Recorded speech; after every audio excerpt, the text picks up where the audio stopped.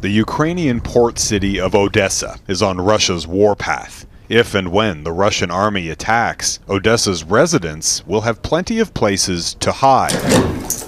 Beneath Ukraine's third largest city lies a labyrinth.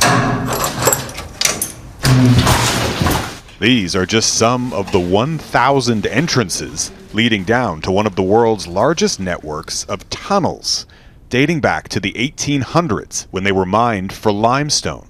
The tunnels have just been reopened for a much different purpose. When we hear the air raid sirens, everyone comes down here. We've tried to make it as comfortable as possible, says this doctor who works nearby.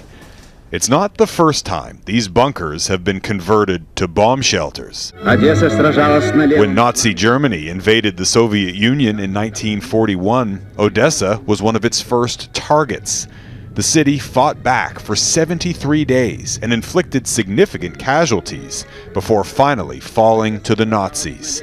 For their bravery, Soviet leader Joseph Stalin later proclaimed Odesa Hero City. That name is still written on the main train station, where thousands are now fleeing war once again. Images from the city in 1941 look eerily similar to today. History repeats itself, this local historian says, but this time it's the Russian Nazis doing the attacking.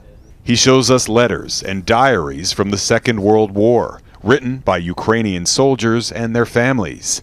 Now this historian is writing his own war diary. The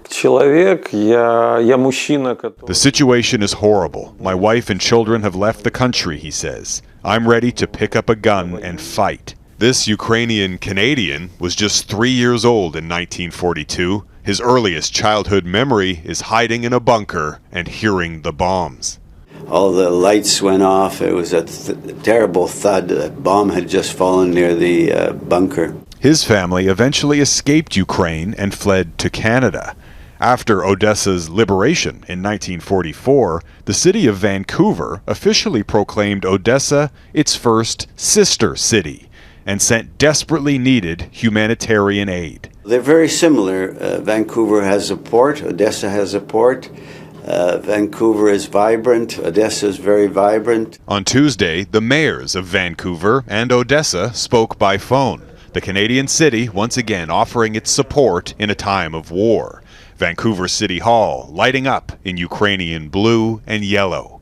But unlike during the Second World War, this time Western countries are not mobilizing their militaries to help.